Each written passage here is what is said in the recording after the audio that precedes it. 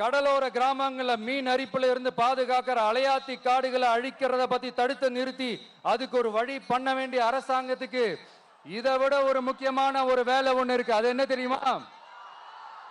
சொந்த குடும்பத்தோட வளர்ச்சியும் சொந்த குடும்பத்தோட சுயநலமும் தான் அந்த முக்கியமான வேலை. இங்க இருக்கிற மக்களுக்கு குடிக்க தண்ணி இல்லாம தவிக்கிறாங்க. அதுக்கு தீர்வா காவிரி தண்ணியை கொண்டு வரலாம், மக்களோட தாகத்தை தீர்க்க. கொண்டு வந்தாங்களா? இவ்வளவு பாரம்பரிய கடல் சார்ந்த ஊர்ல ஒரு கவர்மெண்ட் மெரைன் காலேஜ் ஒன்னு கொண்டு வரலாம். கொண்டு வந்தாங்களா? மீன் சம்பந்தமான எந்த தொழிற்சாலையும் அமைக்கல. அமைச்சாங்களா?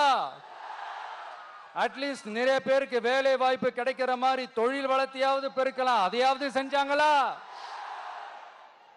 ஆனா ஒவ்வொரு டைமும் வெளிநாட்டுக்கு டூர் போயிட்டு வர்றப்பெல்லாம் அத்தனை கோடி முதலீடு, இத்தனை கோடி முதலீடுன்னு சிஎம் அவர்கள் சிரிச்சுக்கிட்டே சொல்லுவாரு. சிஎம் சார், மனசை தொட்டு சொல்லுங்க, வெளிநாட்டு முதலீடா இல்ல வெளிநாட்டுல முதலீடா? ஒட்டுமொத்த தமிழ்நாட்டுக்கும் முதலீடா இல்ல உங்க குடும்பத்தோட முதலீடு வெளிநாட்டுக்கு போகுதா?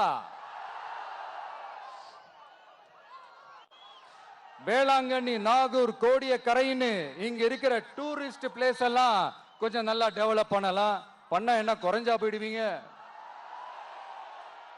வேதாரண்யம் பகுதியில் உப்பு ஏற்றுமதி செய்யறதுக்கு வசதியை செஞ்சு கொடுக்கலாம். செஞ்சாங்களா? நாகூர் ஆண்டவர் அரசு மருத்துவமனையில பிரசவம் பார்க்கிற டாக்டரே இல்லையா?